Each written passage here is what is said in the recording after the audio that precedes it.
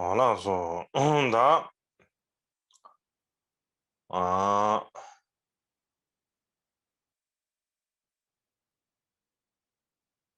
나 갑자기 뭐가 초주를 못해 나는 걔는 무슨 나같이 우리 세배 있더니 라마 주배고 I would like to uh, offer my greetings to Kyabje Bokar Rinpoche and Kempo Rinpoche, all of the Kempos and Geshes and teachers, all of the monks in the Shedras, and also in particular all of the nuns from the nun Shedras, as well as all of the monastic and lay male and female students watching all around the world on this webcast. So, so now I'll begin with my prayers.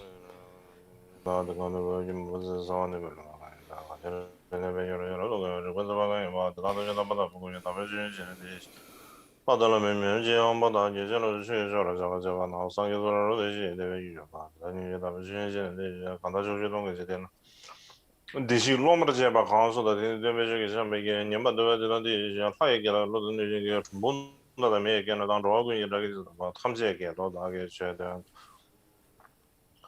sonyin yazo ge be zo da me ngo zo ge go sen be be mra se ge ro ku gum je ju ju ba la ni sen bon ge chu ba shin du si ba so na na ge ba ge do je sha ge zo sha ge be mo ji be che ren kam sa me de da be zo ri mi le lo ro chma de je be de ba de 용진 라마 개발하지 않았는데 시제 하나 개발인 거로 연습을 좀 되잖아. 걔들 막 보내는데 그 유럽 뭐지라 장자로 반대도 지상을 군소 라마 가마 봐 기으로 군이 전에 시집에 이담네 좀 맞추려고 이제 저로 이제 시험 배제 좀 해. 저르지 그게 되던 점에도 지금 경험을 시제 전에 남자도 막 손으로 건드려 랭링보다 주저라는 거. 미유도 제셔라 차한자로 반대자라 말은 뭐지 나기 저르베메 된줄라 그린신 배관이죠 우선도 영어로 자도 나서 어야 음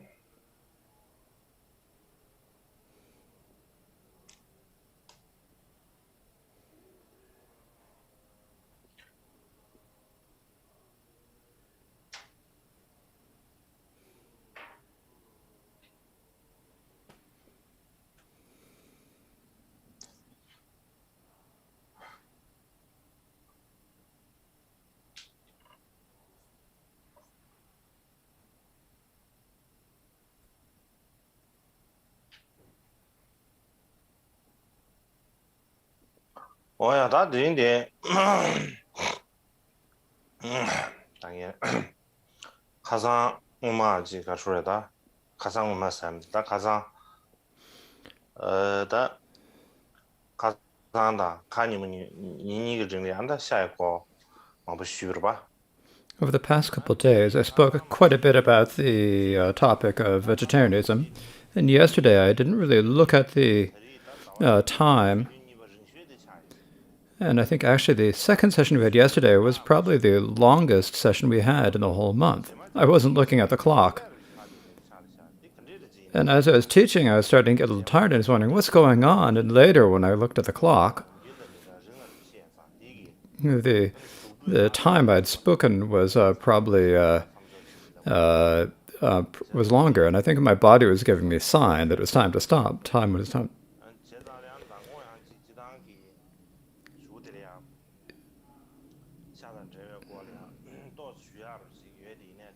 So there's a little bit left to speak about me, but I didn't have time to go through it all today, so I will.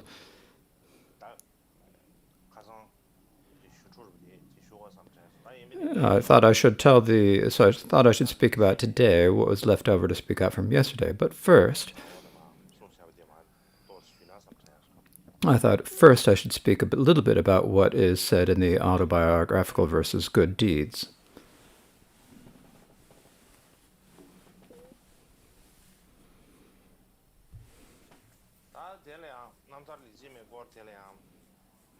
Now, regarding the autobiographical versus Good Deeds,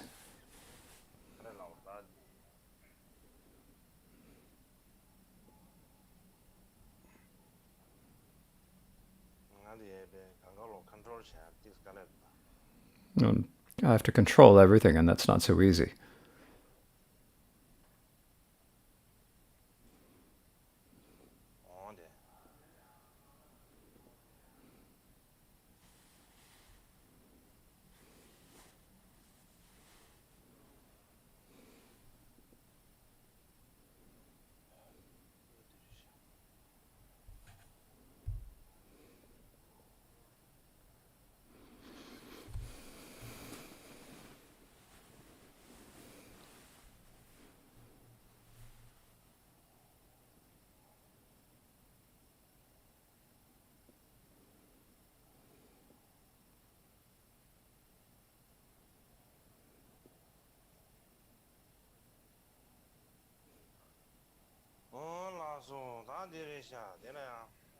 So this is it.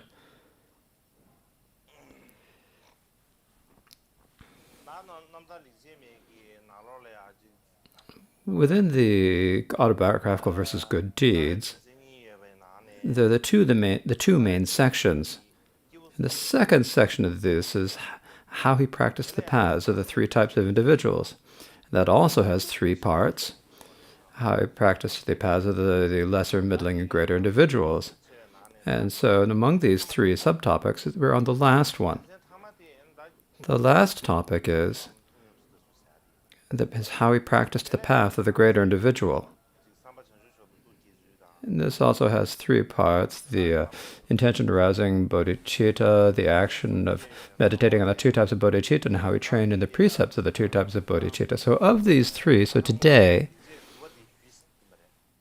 the other day actually, I talked about the ninth good deed, how the intention arousing bodhicitta. So in terms of the individual good deeds, this is the ninth of the good deeds, and I spoke about it the other day, but I did not give a very long explanation the other day, so I thought I would give a little bit more in-depth today. So I'd like to remind you of the root verse.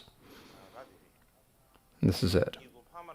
All beings without distinction are the same as my parents. It is illogical to group them into factions of friend and foe. With uncontrived love for beings in intolerable states, I thought, when can I bring them to the benefit of true enlightenment? I think of this as one of my good deeds.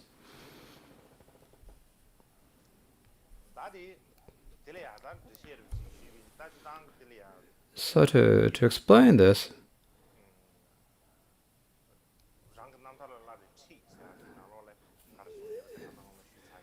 I've already explained what Mikyo Dorje said about it in his instructions on training in his liberation story. So related to that, to give say a little bit more, generally we have ourselves and others and friends. We have ourselves, we have others, and then the friends with whom we are connected. So for all of us, we all say that we're Buddhist practitioners. We all say we're Buddhist. And in particular, say we're Mahayana practitioners or secret mantra Vajra practitioners. And so that's what we assert, and that's how we identify ourselves. But we give ourselves that name, and we wear the clothes, but when it comes to the actual practice,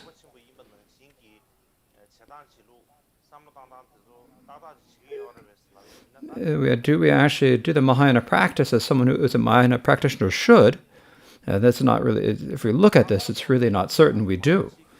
In particular, many of us, when our side or our friends that has a loss, for example, one of our friends or the people we like experience a loss, if we don't get something, if something bad or something inauspicious happens to us, we worry that this happened and feel miserable about it. And then the other side of that is the people that are against us, or when things work for them, when things get better for them. And when we hear about that, it's like in our minds, we cannot bear it. And that's how we feel usually.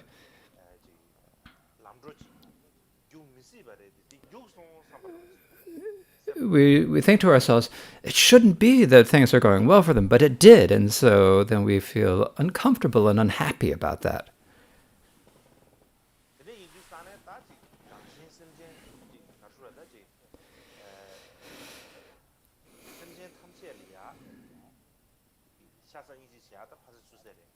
So forget about having love and affection for all sentient beings, ourselves and others. We think about the people we don't like, our enemies, and we do whatever we can to harm them. And forget about anything else. Even if we have to say something good about them, we can't even bring ourselves to say something good about them. So it's like there's probably no way we can actually have love and compassion for all sentient beings. And in addition to that, we use all the power, whatever power we have, to harm the people we don't like, and to spread bad news and say bad things about them. And then we use up our entire lives acting in this way. And if for someone who has so much such actions and intentions, if we say, is that really someone we can call a Mahayana practitioner? It's not. So is this, if someone who acts like that, can we call them a Dharma practitioner? We can't really, we have to look at it ourselves with that.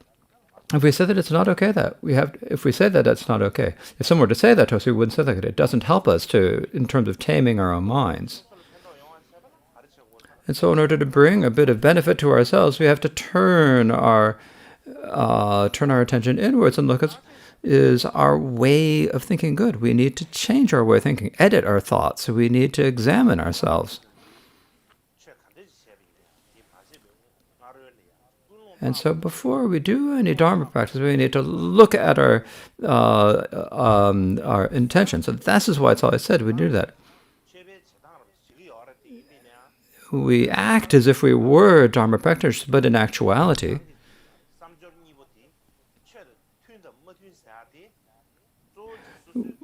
whether our actions and intentions are in accord with the Dharma really actually, when it comes down to it, depends upon our motivations or the way we think about things. And so what are we thinking, or what do we have in our hearts is very difficult for other people to understand or infer with 100%. It's clearest to ourselves. And so whether we need to check ourselves, if we need to decide what we need to do or what we need to give up, then it's difficult for anyone else to do that for us, to tell us what we should do or what we shouldn't do, what is good or bad. And so for what was Mikyo Dorje like?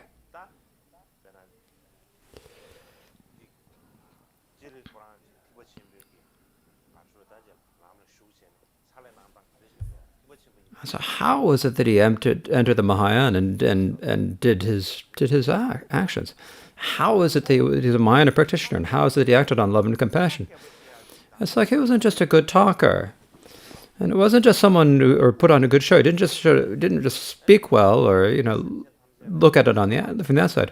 From the bottom of his heart, he thought of all sentient beings of all kinds solely as his kind parents. So that's how he identified them. That's what how he acted and thought. And whenever he saw any sentient being, no matter who being stricken by suffering, or committing the cause for suffering to happen, which is acting on unvirtuous, performing misdeeds. And so when he would see this, or when he would hear about it, what happened to Mikyo Dorje, he would have like these expressions of body, speech, and mind of being unable to bear it. He would be uncomfortable. He would be very worried, and everyone would see his expressions of this worry. Especially when he heard news of such a people being stricken by illness, or if bad crops and famine happened in a region, or maybe in another region there was an armed conflict and many people had died. Or if you heard about pupils and disciples not getting along, or of masters and servants having grudges about each other, when he heard about such situations,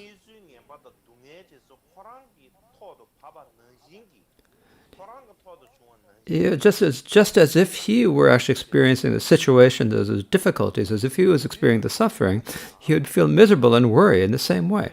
He'd be thinking, what can I do? What could happen? And he was always speaking like this.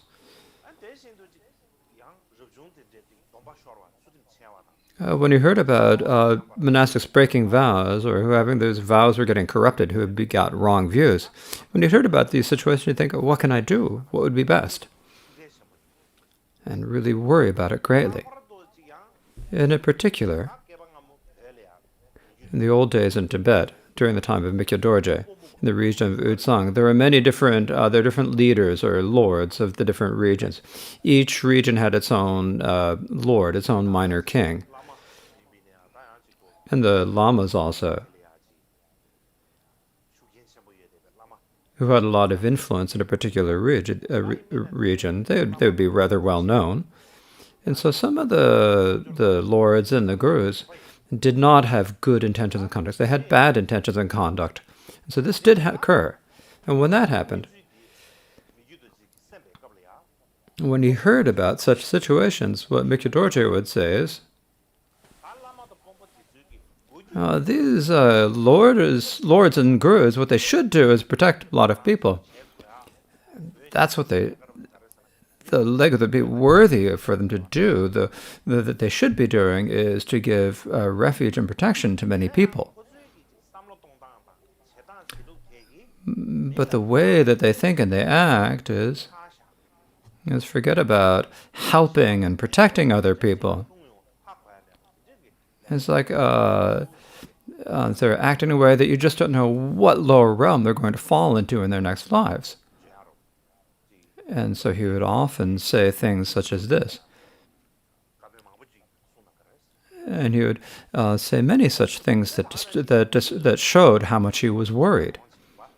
And some people would come to Mikyo Dorje. So there were a lot of lords in Tibet in that time in Tibet.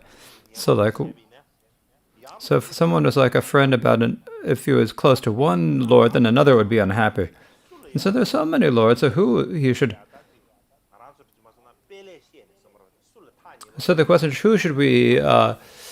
there's so many lords at the time that you wouldn't know whom you should get close to, or who you should flatter, to say it these days, or who you should speak to.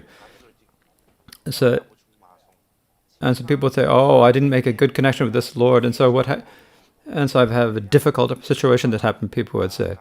Or I'm being pummeled, and I don't know what's going to happen to me, or whether the king is going to happen to me, so I'm really worried about that. What will happen? So please do a divination, they would ask. Or please look with your clairvoyant powers, they would say. And what Mikyo Dorje would say to such people is, Mikyo Dorje would say,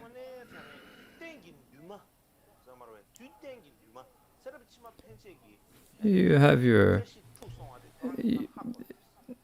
don't understand how much you have messed up your plans, your everlasting aims, your plans for the future lives. You aren't even thinking about those aims for the next lifetime. And instead, in this lifetime,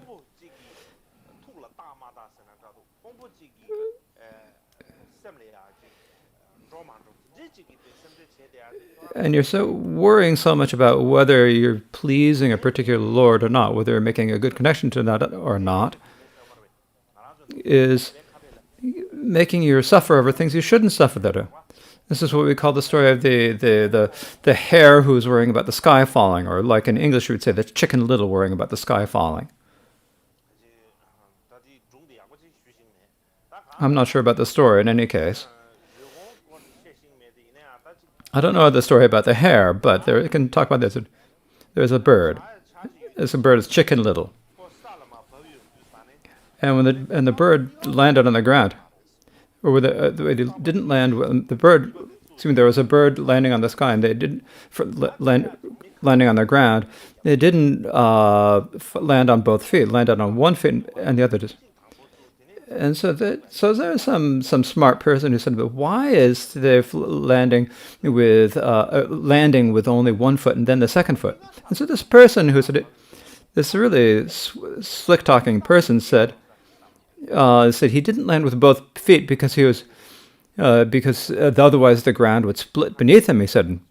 So someone who is very a slick talker said that.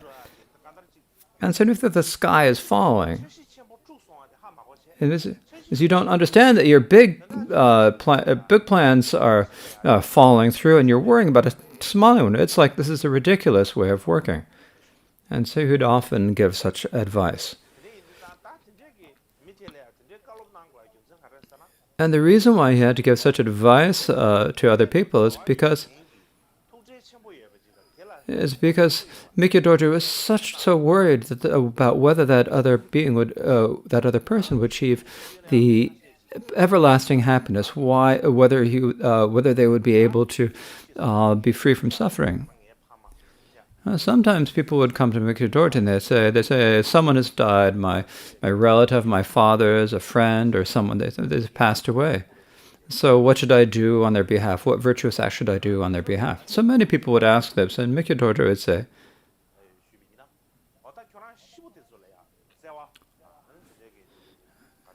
if you have so much love and compassion for the deceased person, aren't all sentient beings his parents? Haven't they all been your parents? So shouldn't you be loving to them?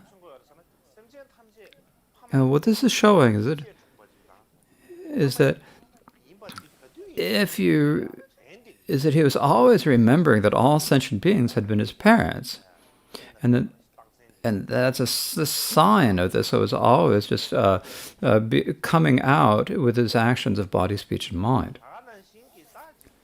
And also,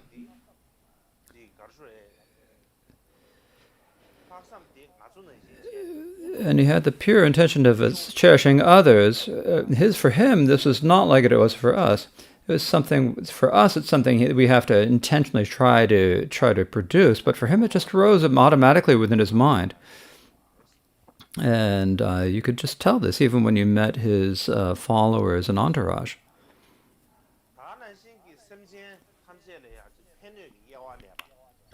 Likewise, he never discriminated between who was helpful and harmful, who was a friend, who was a friend. He wouldn't think, this person helped me, so I need to help them. That person did something bad, so I'm not going to do good for them. He didn't have any discrimination between who was helpful and who was harmful. It seems like actually all sentient beings from beginning of time we've known them. It's like we've been really familiar with them for a long time. So he started to consider all sentient beings were on his own side and within his own group. They were all considered among his friends. He didn't have any bias of thinking of anyone as being an enemy. Likewise, whether it's like a lord or whether a guru or an ordinary person, he didn't have the thought of that maybe one should win and the other should lose. He had no thought about winning and losing. He wanted everyone to do well. He wanted everyone to be happy. That's how he always thought. And continually, people would come to see Mikyo Dorje and speak with him. And he would always, if you said things that showed that you were without attachment or aversion, then he liked that. If you spoke about biased or attached or angry speak, he didn't enjoy this. But he wouldn't immediately just tell people, don't speak like that, like that.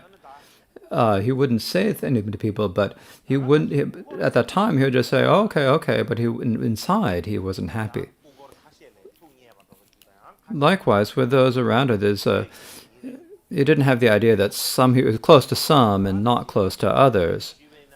No matter what service they would give them, no matter what work they did for them, no matter what they did for them, so whatever they did was okay. He was happy with it. So it's easy for people to serve him. Some people are difficult to serve; they're very strict, and so if you just doesn't work out. If you give if you serve them tea, the tea is hot, they criticize you. If the tea is too cold, then they don't like it. This happens, right?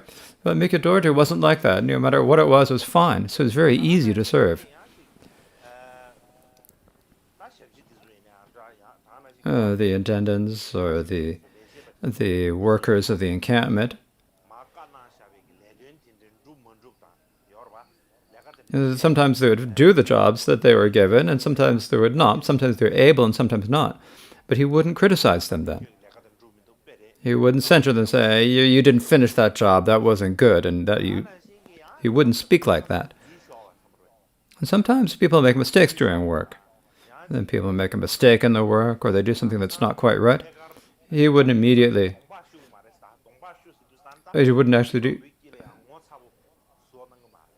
he wouldn't speak to them and embarrass them in front of others. Instead, he would speak about them lovingly. Whether they were good at their jobs or not, he would always treat them well. Generally, the people who had served Mikyo Dorje for a very long time, just naturally, because of the influence of Mikyo Dorje, had very little attachment and aversion, had a lot of very altruistic, and no matter what they did, whether it was worldly or Dharma, they were very good at getting things done. And whatever Mikyo Dorje said, they're very diligent about completing the job. And that is because Mikyo Dorje was a good person, was a fine person, and that influenced all of the people in his entourage. And so that's how they turned out like that. Now, the reason for this, primarily, is when Mikyo Dorje first received the bodhisattva vows, he first received them from Sangye Nyempa Dhamma Drupdop. When he received these vows from Sangye Nyempa Rinpoche, what Nyempa Rinpoche said to him is, I have the feeling that from innumerable lives in the past until now, your bodhicitta has not weakened. I see signs that it's like this. So basically he's saying, in the past lives, the bodhicitta hasn't declined over until this lifetime. And so he said that he had this feeling. And so in this way, Mikyo Dorje himself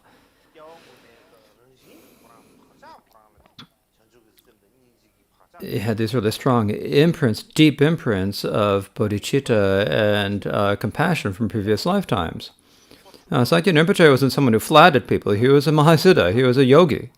He'd say whatever is. He'd talk about it as. Mikyo Dorje said it. He said that he was really very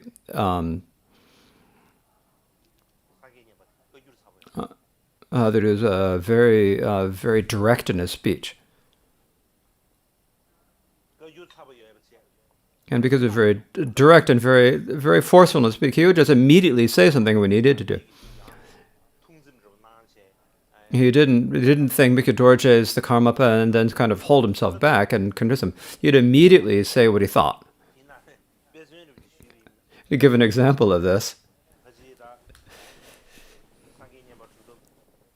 Sangye Nyempa Drupdop Rinpoche, just before he was going to pass away, one day he said, it's probably better if I die, better if I pass away. Before you tulkas turn me into prostitute, it's better that I die, he said. And so what he was thinking, he just immediately said whatever he thought, as soon as he said it. And so if we look at the way Sangye Nyempa Rinpoche spoke, Mikyo Dorje himself had very deep imprints of bodhicitta and compassion from previous lifetimes. And usually Mikyo Dorje, when Mikyo Dorje himself was giving the vows of either the foundation vehicle or Mahayana, whether he was studying, whether he was teaching Dharma, or whether he was writing texts, when he was giving Dharma instructions, when he was giving reading transmissions, or when he was generally making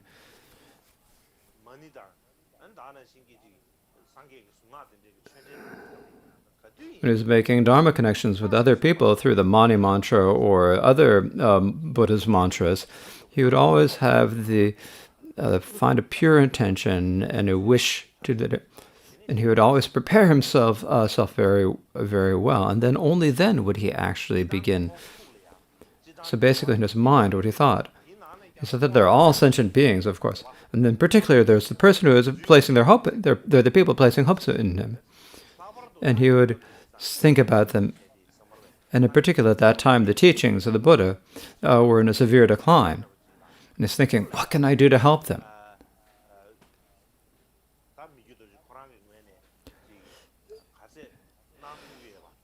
And how much could he, Mikyo Dorje himself, do on their behalf? And that's what he intended to do.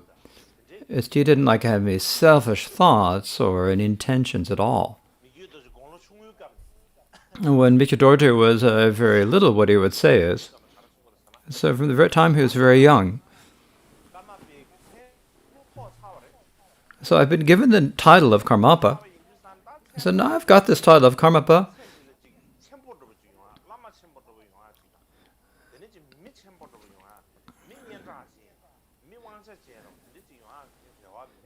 I don't have any hope of, because of having this title, that I'm going to be a great person, a great lama, an influential person in this lifetime. But I've become I've got a great lama, whether I accept it or not. I've been put in that position. I've become one, and because of that, there are innumerable people who have placed great hopes in me, who depend upon me. And so to benefit those people and to tame their mind streams, merely teaching them a short text or two doesn't benefit. Giving them a short instruction or two doesn't give them due. Or just doing a few months of meditation retreat doesn't really benefit anything. So what I need to do, those sentient beings are infinite, so their afflictions are also are infinite. And because their afflictions are infinite, there are also infinite methods to teach them. So I also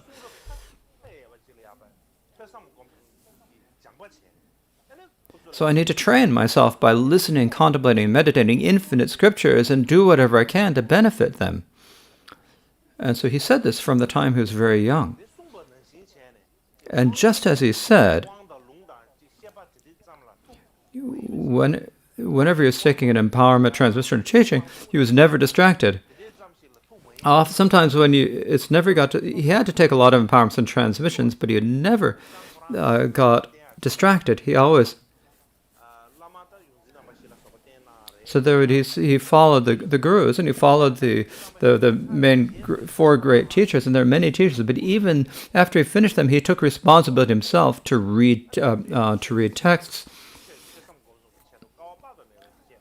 and went through many incredible hardships to listen, contemplate, and meditate upon on the Dharma. And so no matter where he was, whether he was in a place where there were many people or within an isolated place, he always spent all his time practicing, listening, contemplating, and studying scriptures, and meditating on scriptures. And when he got a little bit of an understanding of the text, he was just delighted. It's like if someone's just rummaging through some garbage, found a jewel, they'd think, wow, this is great, and they'd be really happy about it. It's like there's some inconceivable thing had happened to them. And it's the same with Mikyo Dorje, who had a little bit of understanding. He was just absolutely delighted. But sometimes when he hadn't quite understood, if there's something he didn't know, he would say, I'm really just deprived of Dharma. I just don't know Dharma at all. I've got really deep, thick obscurations. And it would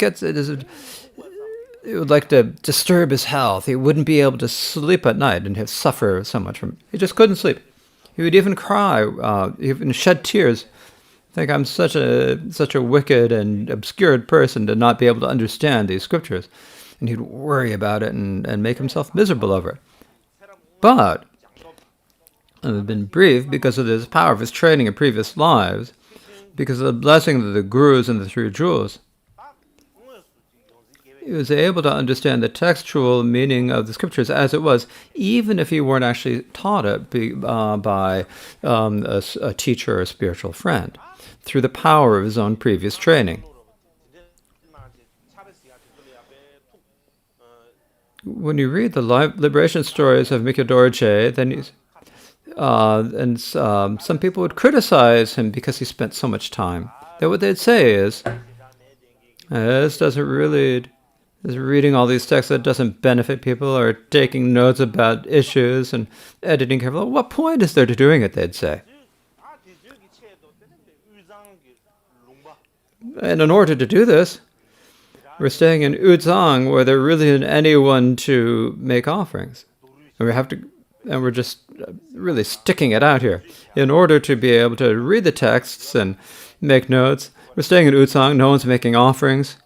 There's not a lot going on. And so what good does it do to tough it out and stay in these places?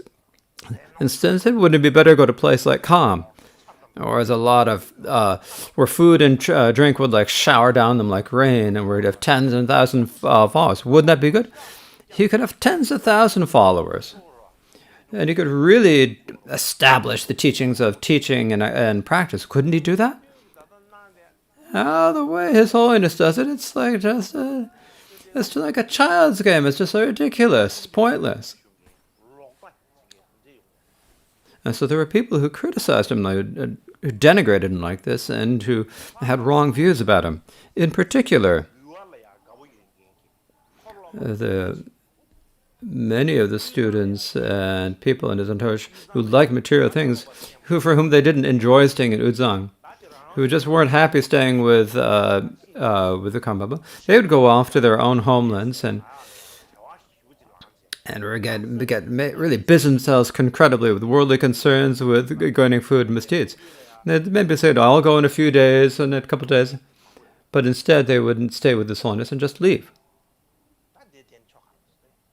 And so, like, what point is this? What point is it to stay there? They'd say there's no one who has any faith, and no one is making offerings, and so it's better to just go back to their own homelands and they'd leave. But Mikyo Dorje didn't really say anything bad about them. He would actually give them as many gifts as he could and send them off. He would say give them everything that they need and send them off. And actually, from one perspective, look, that's a really, really, really depressing sentence. It's like the student is giving up the guru and running off, right? That's a really depressing situation, right? But now if we think about it now, Mikyo Dorje himself, the way he studied texts,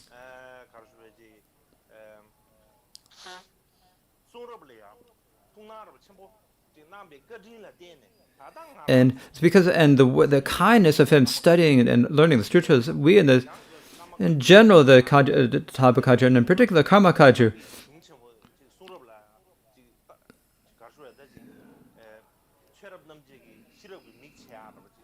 it's like he gave us the scriptures that allow us to open the eye of prajna so that we can see the meaning of the great texts. And this is all Mikyo Dorje's kindness.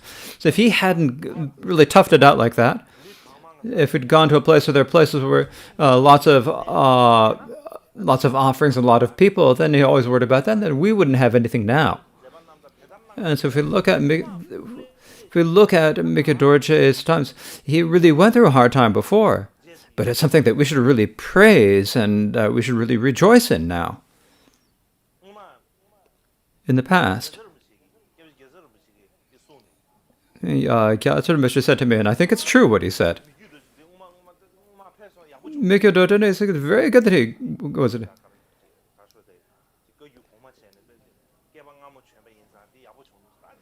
It's very good that Mikyo Dorje is like that. It's good. And these days, people would know one to think anything of him. These days, if Mikyo Dorje should come, we would say the same thing. Right? There's no point in doing this, we'd say. This is not okay. You need to do this. You should do that. He's not doing that. We'd say I have a lot of things to say.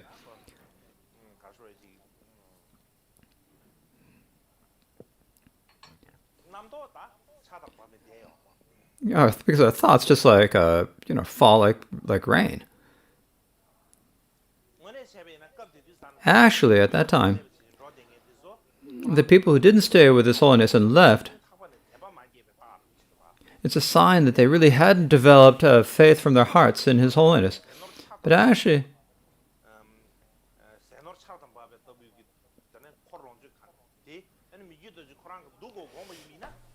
And because if Mikado Dorje thought he should go to Kham and have plentiful of flowers and rain, he could have done this. He could have done this in Uzang. Because if he had just dedicated a single day's virtuous acts of the 3 gates to the benefit of others, if he had made such a dedication,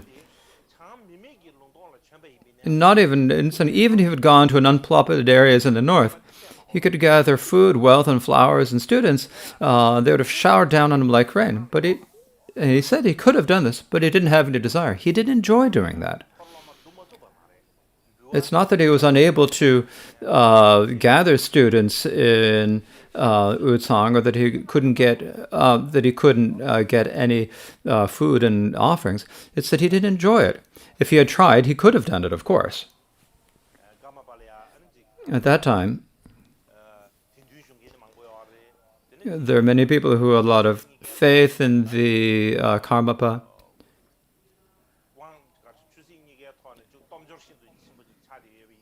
And he was very powerful, both politically and in terms of the Dharma. So he could have done it, but he didn't want to, and that's why it didn't happen. Actually, what people at that time really wanted, what their hope or their expectation, their hope was, in their opinion, is what is necessary, is that what they think is someone who has a best at thinking, who has a blank plans. And so you should go to a place where you don't have to, some place where you don't have to, not underneath anyone, where you don't need to bow down to anyone. So where there's no one to compare to. If you're in Uzang, and at that time in Uzang there was a king, right? And so you had to kind of accommodate the king. If you'd gone off to Kham, there was no particular king, right? It wasn't like in Uzang where there was an overall king who ruled over the whole area. So you could go to Kham, you could do what you want. So if you go to a place where you don't have to bow down to anyone, and then you could give any command that you wanted to others, and do whatever you thought. And if someone else should kind of say something behind their back, he'd catch them and execute them. And say, you can't do that. You've spoken badly about me. You've done something behind my back. And even punish them by executing them. And then after executing them, so that punishment, I wasn't involved in that. I wasn't involved. My attendants and my steward had it done, but I wasn't involved at all. And so pretend to be a big lama and to be a good practitioner and actually telling a huge lie. Instead of upholding the teachings by teaching and practice, he'd try to uphold the teachings by force and by power. That's what most people understood as someone who upholding the teachings to mean. And so many people thought that was meant to be someone who was actually think well and make good plans. So this is what people around Mikado Dorje thought. But if he had done that, if you think about it from the perspective of someone who practiced the Dharma practice, it's just absolutely nauseating work. It's just because it's totally contradictory of the Dharma. So he had no intention of doing that. So he stayed very meekly and modestly, accommodating other people.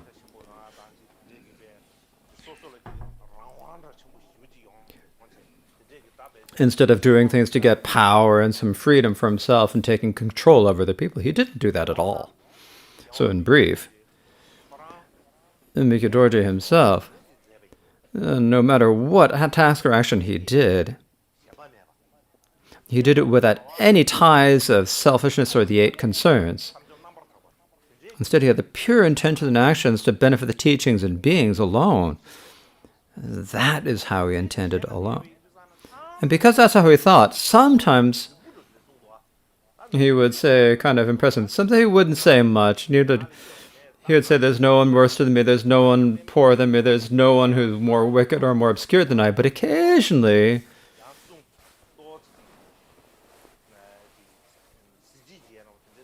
he would say some more impressive things. And so sometimes what he would say, it's just as Lord Gotsangpa said, I'm going to read the words. Just as Lord Gunsamba said, I have undergone all the hardship. So if it's nice for all of you who place hopes in me, supplicate me, follow my example, and I will not deceive you, he said, giving them the great relief of fearlessness. So what he's saying here is, Mikitodori himself would sometimes say, he didn't say it all the time, but just occasionally. It's like Gyal Gunsamba once said, he said, all of you students, it's great for you, because I've already underdone all the hardships. And so now I'm just giving, and so I just give you the instructions, you'll be liberated. So it's nice for you all. I've done all the hardships that need to be done. So all of you place your hopes in me, it's easy for you. So your job is now to supplicate me without any doubt and with belief. And follow my example exactly as I did. If you are able to do that, then I will not deceive you. I won't fool you. I will not fool you for either this life or the future lives. And so to give them the great relief of fearlessness, basically make people feel like, think, oh, that's great. It's like the relief, like, oh, that's enough. He wouldn't do this all the time, though, just occasionally. Generally, Mikyo Dorje would speak like he was a Buddha or the emanation of Buddha Bodhisattva. Sometimes he'd speak as if he was an ordinary sentient person worse than a dog or a pig. So people have different ways of thinking about it, but Mikyo Dorje ordinarily would never say, "Oh, I'm a bodhisattva or a Buddha or a bodhisattva." He would only occasionally say that to receptive students. And this is really the tradition of many of the great lamas of the past. For example,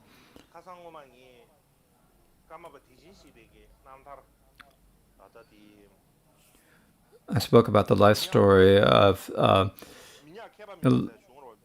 Dorje, of Deshin Shekpa. There was the Minyak Jamyan Dakpa, who was a student of Karmapa Deshin Shekpa. And there's his own autobiography.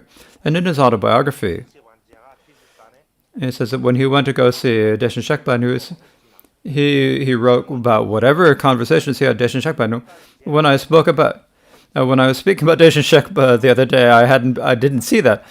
And then after I had said everything about Deshin Shekpa, then I got a chance to actually read that life story. And I said something like, oh, it's terrible. I didn't have a chance to say that. There are a couple of points there like that. And one of them, what he says is, Minyan Jamyan Dwapacha, when he's having conversation with Karmapa Deshin Shekpa,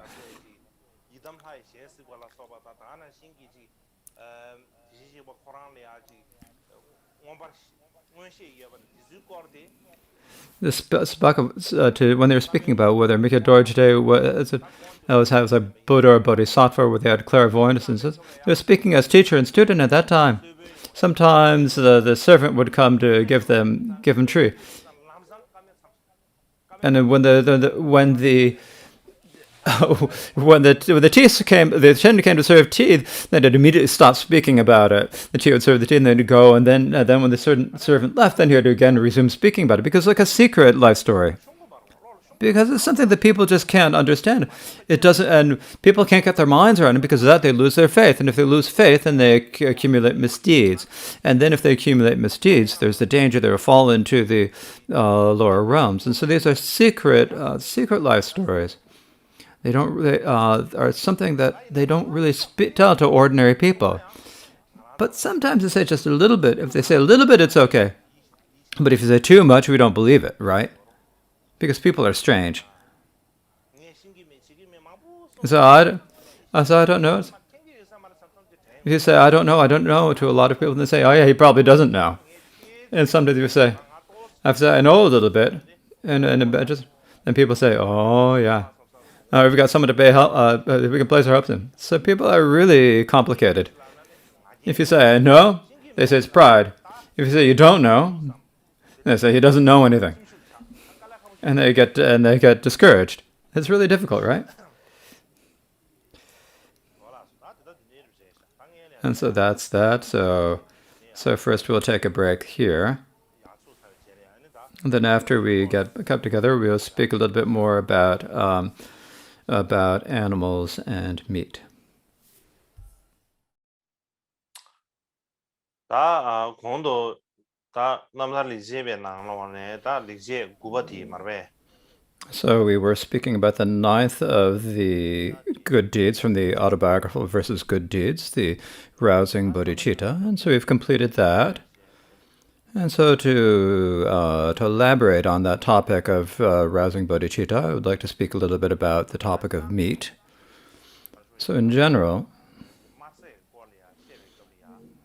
yesterday when I was speaking about the topic of eating meat, because of the amount of time,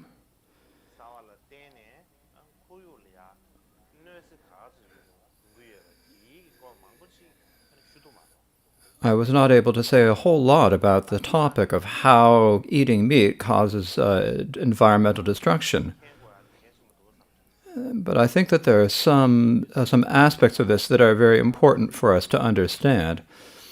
So I thought I would speak next about some situations that I didn't have time to speak about yesterday. Generally, the animal husbandry and animal agriculture, animal husbandry and livestock has a great detrimental effect on the land and water and the environment and the earth, as I discussed yesterday. So today I would like to speak about the oceans.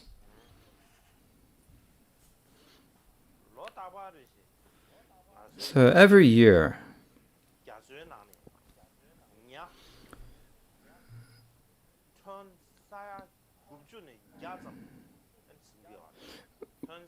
we catch between 90 and 100 million tons of fish from the oceans. So a ton is 1,000 kilos. And so if you have between 90 and 100 million of these tons, that amount of fish is what we take out of the oceans. And within those 90 to 100 million tons of fish, mostly, you can't really count it 100%, but if you roughly estimate it, this probably includes 2.7 trillion living animals. This is just a coarse estimate. So at this point, one thing that's important to understand, in our Kanjur, in the Kanjur and the Tenjur, we talk about 60 different types of numbers out to 60 decimal places. And so, but it's not necessary to know all of these, but it's important to know the first. So there's the ones, the tens, the hundreds, thousands, 10,000s, 100,000s, right? So 100,000 is what we call a lakh in Hindi. And we get to a lakh. Sometimes some people count the different words for a million, 1,000, 10 millions, and sometimes they get a little bit reversed. But we're going to take the word sai as meaning million. So after 100,000, we have a million. Then we have a 10 million. Then we have 100,000. So we have 10 million. Telling millions make 10 million. 10 millions makes 100 million, and so forth. And we go so forth. And so basically and so then we get to the figure of a billion. And we have 10 billions. So when we have 1,000 billions is a trillion. But in turn, and so we have 1 trillion. So then we have two trillion. And then after the so we have many different words for these numbers. But I think it's probably one of the great terbum in the Tibetan. It's very complicated in the Tibetan words. But in any case, if we say it in English,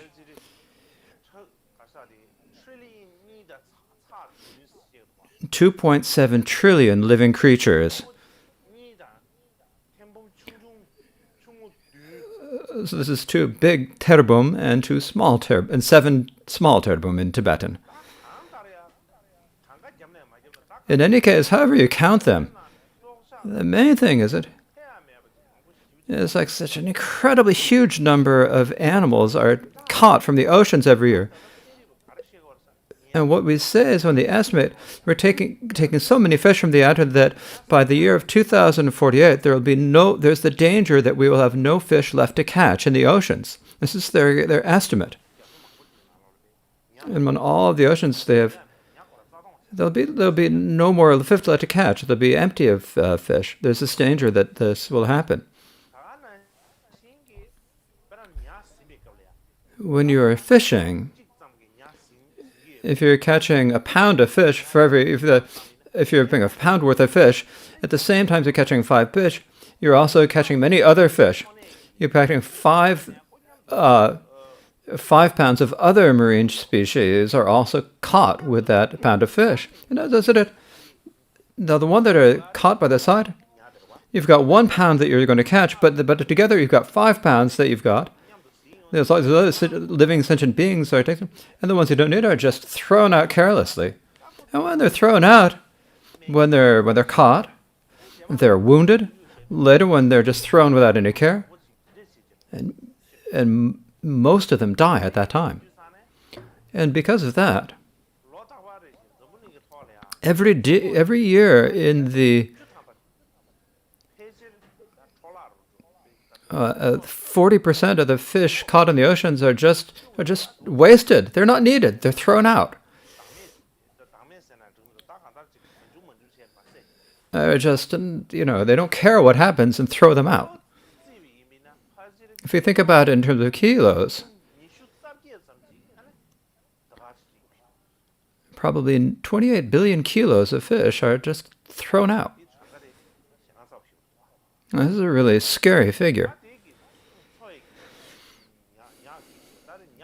And this is the living fish. That's only fish. There are lots of shrimp and other types of seafood that are not counted. That's only fish. It's really difficult to calculate the amount of the other sentient beings. Now I'd like to speak about forests. So forests, when we talk about animal agriculture or animal husbandry, if you say it if we talk about in Tibetan, it's livestock protection. Because of livestock protection, the effect that it has on the forest is that the largest forest in the largest forest in the world is the Amazon. And the Amazon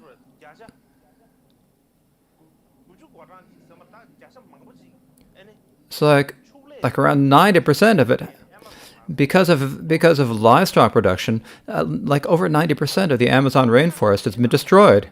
So in every second, not a minute, but a second, every tick on the watch, in every second,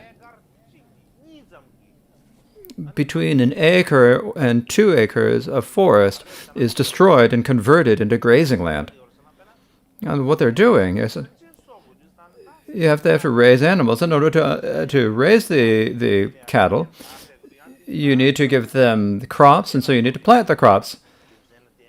And so for that reason, they destroy a whole lot of forest area. In every second, like an acre or 2 of forest is just converted into land. And so the main cause of the destruction of the world's forest is livestock.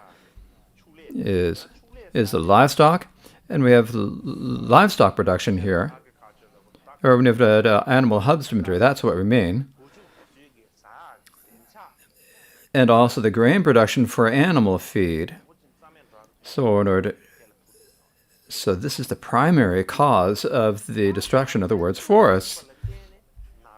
Because of the destruction of the forests, within the forest there are different plants species of plants that live in the forest, and many different species of animals and insects that live in the forest, and many of them go extinct. Every day, if you think about the species of plants, animals, and insects that go extinct, there are 137 different species go extinct. This is the extinction of species 137 go extinct every day. If we think about it, Tibetans, it's like, if we think about it in terms of Tibetans, it's like the entire Tibetan people just dying. It's not like one Tibetan person, it's like the entire Tibetan people dying. So basically, until these days, because of livestock production, 136 million acres of the world's forests have been destroyed. 136 million acres of forest have just been destroyed. And for that reason,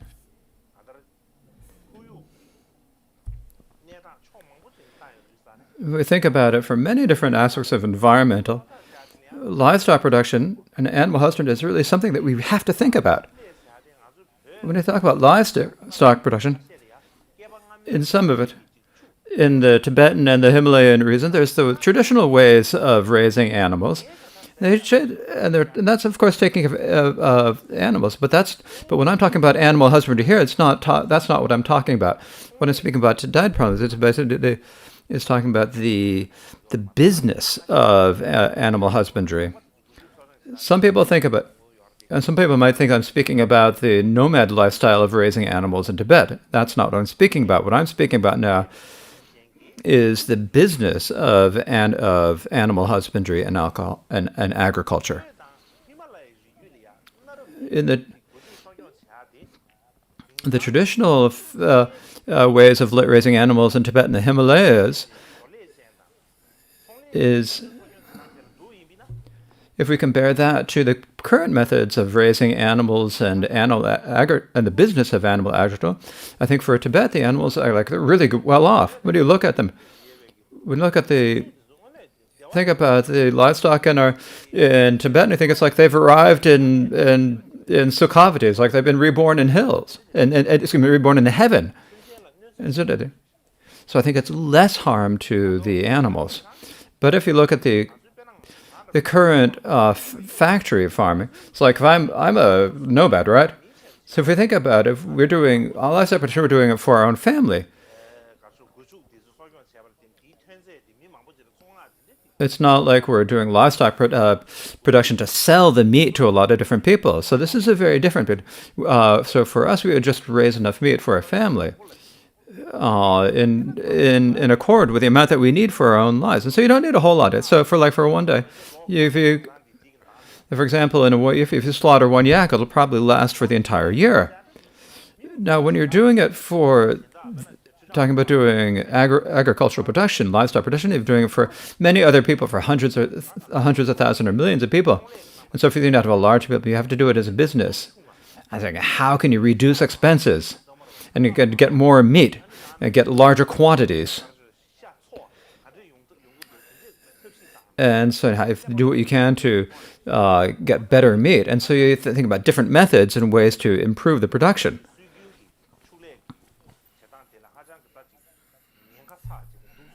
And it's much, much more dangerous and destructive than the traditional ways of agriculture. And so this is something that we must understand. So these days in the world, we have talked about vegetarianism, right? It's not eating meat, vegetarianism. And so we have the vegetarianism. And then we also have vegans these days. Vegan means someone who doesn't eat dairy products, milk, butter, or so forth. They're based on someone who does not anything that is produced from an animal. If it's like me, it would be difficult for someone like me to be vegan who didn't eat any. If you can't have yogurt, you can't have eggs, you can't have milk. It's very difficult. So many of them don't even have honey. But in these days, there are many people who are vegans. Now, I don't know what we would call a vegan we say independent. We wouldn't call them vegetarian because vegetarians eat milk and dairy products. But that's what we'd say for vegan. So I'm just going to use the English word vegan. So if you think about it in terms of someone who's vegan, somebody who's a vegetarian, and within that there's a vegan, someone who doesn't drink milk, who doesn't have yogurt,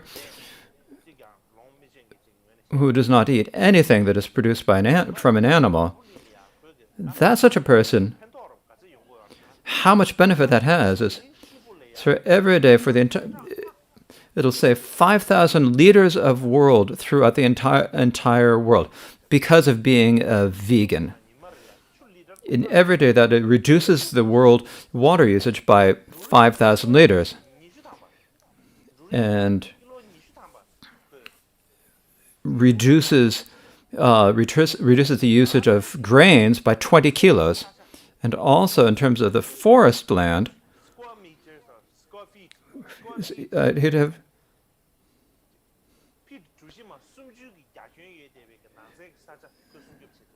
and that such a person will protect 30 square feet of forest land by not eating meat and being vegetarian, not eating meat and probably also save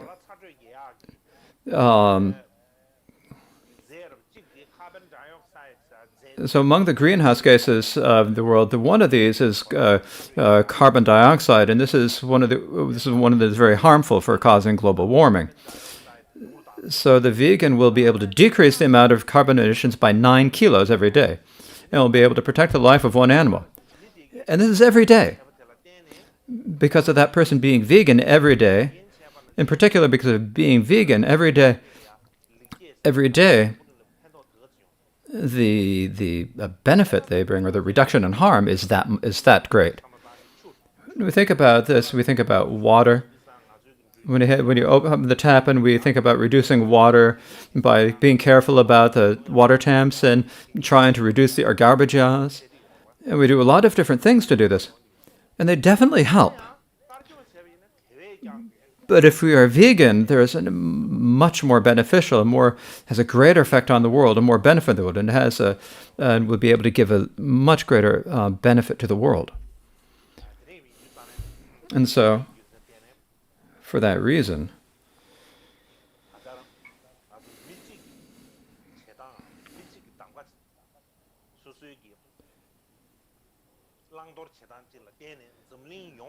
and so because of the choices and for what to do and what to not to do that a single person make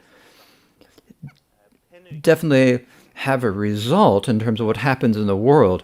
They have a great connection to what happens in the world, and that's definite.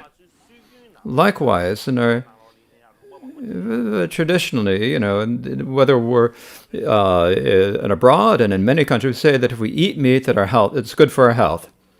We say it's beneficial for our health. Our body will be strong. Particularly if you eat meat, then you'll be strong physically. You won't be weak. You'll be very strong physically. This is something that we say, right? Especially this is said quite a bit abroad. But however, but many scientists and many medical experts have done research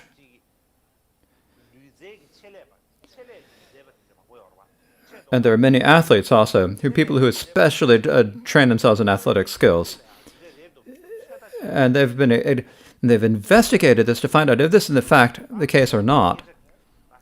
And they say that this, what we were saying before, that if you eat meat, if you don't eat meat, you'll be weak, and if you eat meat, you'll be physically strong. And so saying that is actually not the case, in fact. And so that's what they've been able to determine. For an example, in 2018, there was a documentary film that was called The Game Changers. The name of this movie is called The Game Changers, and what it says in this documentary is it's primarily speaking about vegetarianism, and it's improving vegetarianism. So it's talking about how does vegetarian affect your health. So many people take a lot of interest in this and have a lot of questions about it. So this is an introduction to that. What they say in this documentary is that one result of the research done by all the medical experts and scientists is that because of eating food produced by livestock production,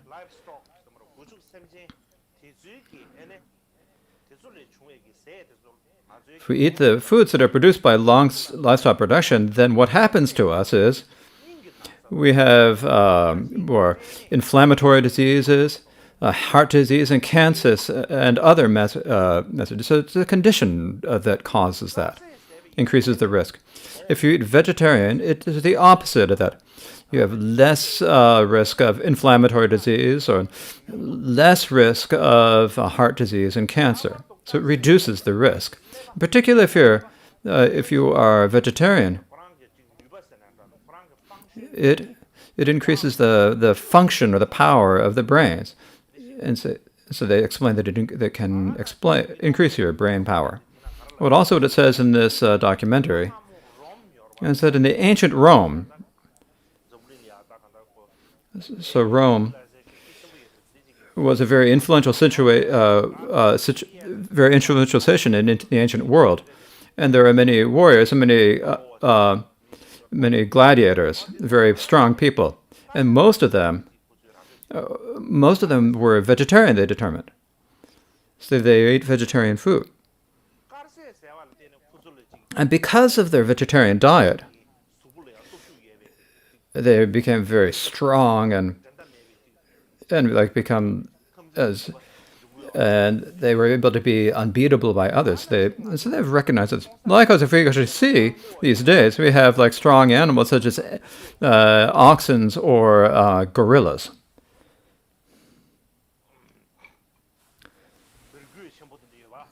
Like the big gorillas, not monkeys, but the strong gorillas, they're vegetarian. The really strong oxen are vegetarian. We say the strong people are as strong as an ox, right? As strong as an ox. Well, but the ox doesn't eat meat, right? Oxen don't eat meat. Oxen and gorillas, even though they're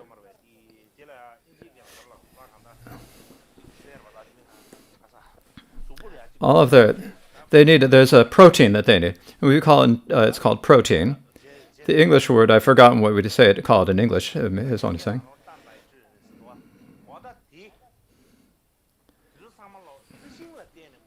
And so they get all of their protein from plant sources. So they can get all of the nutrition that they need for their body from the plant sources. So they get it all from vegetable sources, and because they have nutritious food, they're able to be strong. If we think about it in terms of people, what it shows in this documentary film, there are some very famous athletes and champions. One named Scott Jurek, and he's an ultramarathoner. His name is Scott Jurek.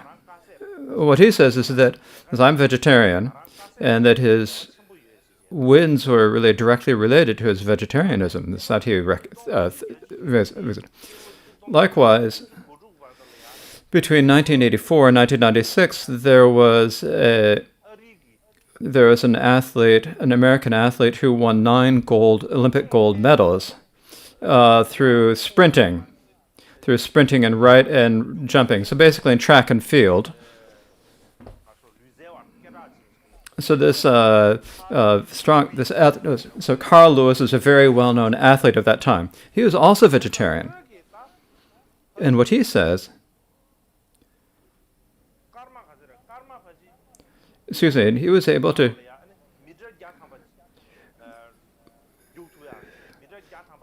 He was someone who was able to run 100 meters. He was the first person to break the 10-second barrier for running 100 meters. He has a really strong body, and he was vegetarian.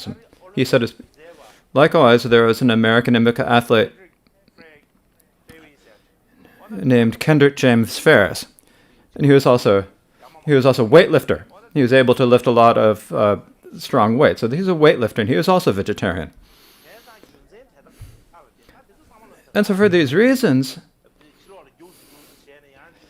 and so I think if we go outside, it's not like, we say running a little bit outside. It's like their actual job was to play sports, and they're professional athletes. And they did this because of eating vegetarian food. The blood circulation when you eat meat, then there's a lot of meat, and it affects your circulation because of being vegetarianism. There's less fat in your food and in your blood vessels, and so that helps your blood circulation and gives you more energy and more strength in your body. And because of this, so if we say that eating meat is what makes people strong, then that's wrong. If you don't eat meat, that won't have any strength, and you're going to be weak, and that you're going to be unhealthy. That is not necessarily the main reason that people say this. Is that you've got many agricultural industries that sell meat, and the business people relate to them, and they, in order to fool us and deceive us, they make advertisements. And they try to brainwash. You think that it's not okay not to eat, if you have to eat meat in order to be strong. And so they put that idea in our heads, and they first of all, we don't even think about it, they kind of infect us with that. And they put these impressions in ourselves, and they intentionally fool us by doing this.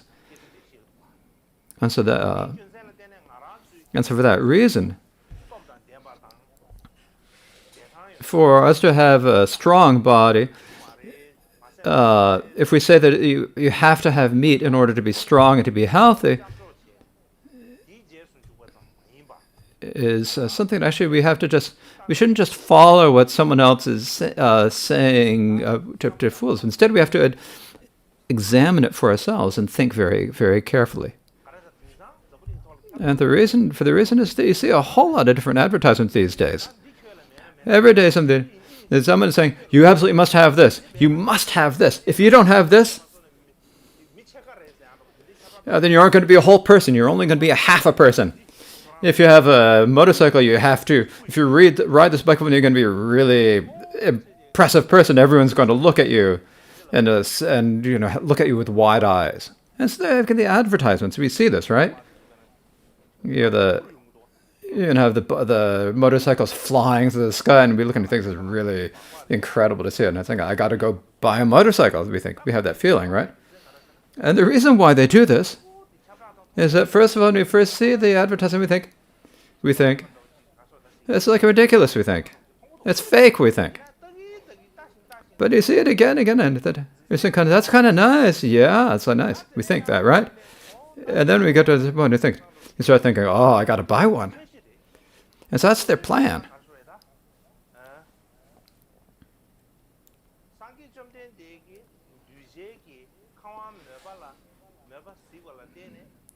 Like the Buddha taught Dharma after seeing the needs and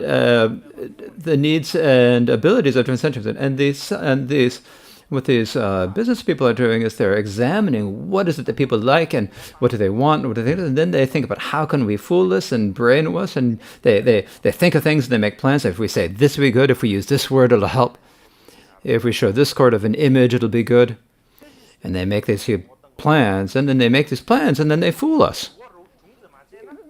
And so if we don't actually use our brains, and it's just whenever we open a website, we're going to be fooled. Whenever we look at a film or look at a website, we're going to be fooled. When we look at the news, we're going to be fooled. If we're going to buy food, we get fooled. So this happens all the time. We need to be clever about this and not let ourselves get sucked into it, and to pull ourselves back from it and think for ourselves carefully. This is really important. Because we have a brain because of our father and our mother, right? So if we don't use that brain that we have, then that's our own fault. It's not someone else who's going to be affected by that. And so this is another thing we need to really think about. However, as I said before, when you talk about giving up meat, many people think that if I can't give up meat, so there's no way we can give up, we think. And people are really worried about it, and they have difficulty with it. But I think there's no need to worry like that. For example, when I say that it's important to not to eat meat, you might be thinking, I can't give up meat, and His Holiness is say that somebody say that. And I said, wouldn't be. I can't give it up, but if I don't give it up, then he's going to be offended. Then that's not the case. I'm not going to be like, for the people around me. There are a lot of people who eat meat, and I don't make it hard to them. I don't say a lot of things to them. I don't often speak up as occasionally. When I'm speaking in public, they probably hear when I speak in public, but otherwise, then I don't specifically say to them, you guys are horrible people. No, you don't need to worry about that. What I'm saying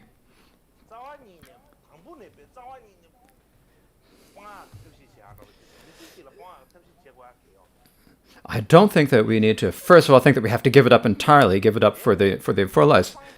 And so if you're able to give it up, but if you can't, then that's okay. It's like, you don't have to eat meat every day, you can have it one day a day. If you can do something to reduce the amount of meat, then that's fine. That's not so difficult. It's not saying immediately, you have to give up meat for the rest of your life. And from the very beginning, giving you a hard time, and if I have putting you under a lot of pressure, that's not good. Because giving up meat becomes something difficult, and it's not beneficial. So we need to try to do what we can to decrease the amount of meat that we eat. That's what is important. And in particular, these days, many people, especially people in Tibet, the Tibetan Lama say you're not allowed to eat meat. And if you're not eating meat,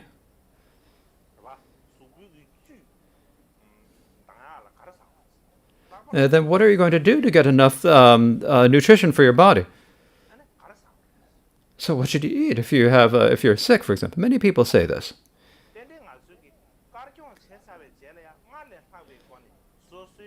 It's definite that once we become vegetarian,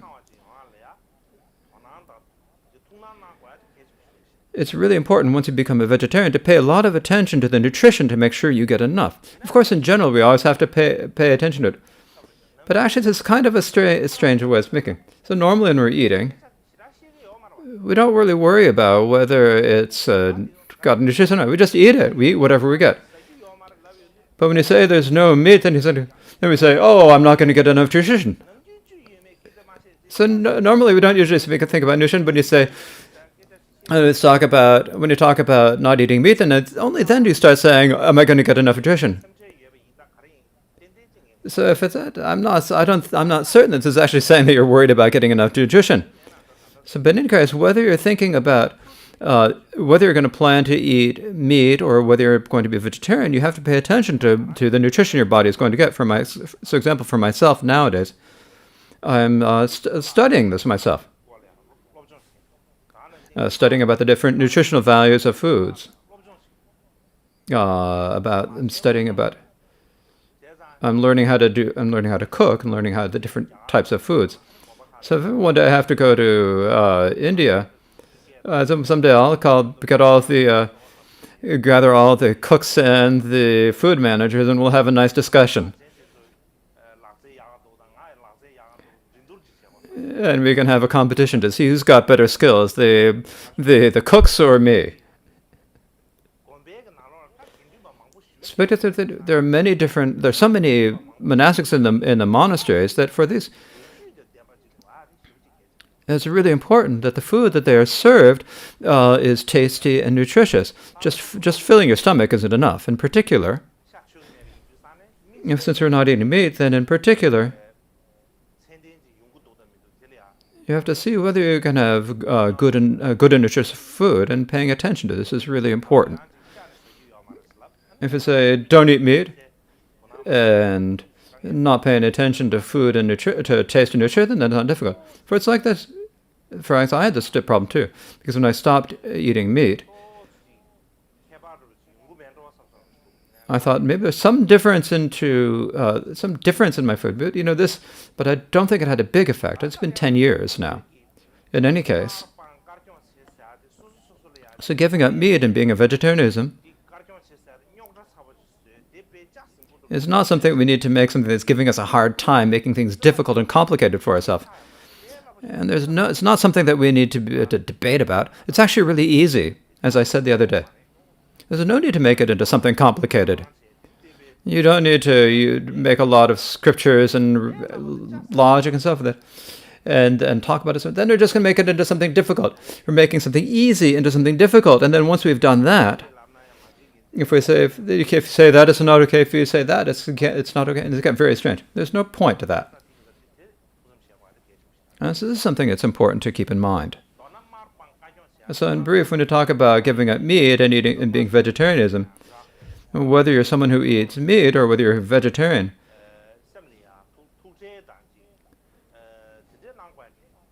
there's no need to worry about it. You should just relax. And think, well, carefully about what you want to do, and then gradually put it into practice. It's not like you have to just immediately decide and make a huge change. In other words, if you think well and take your time, make a good decision, I think you'll see that there are good reasons and needs, necessities to do it. Instead of just saying, "Oh, the guru said this, the scientists say this," then I don't think that it's going to work out so well. I don't know that's going to work out. So please, all of you, keep in mind. So I think that's enough for today. Better to stop here, I think. So now we'll recite the closing prayers.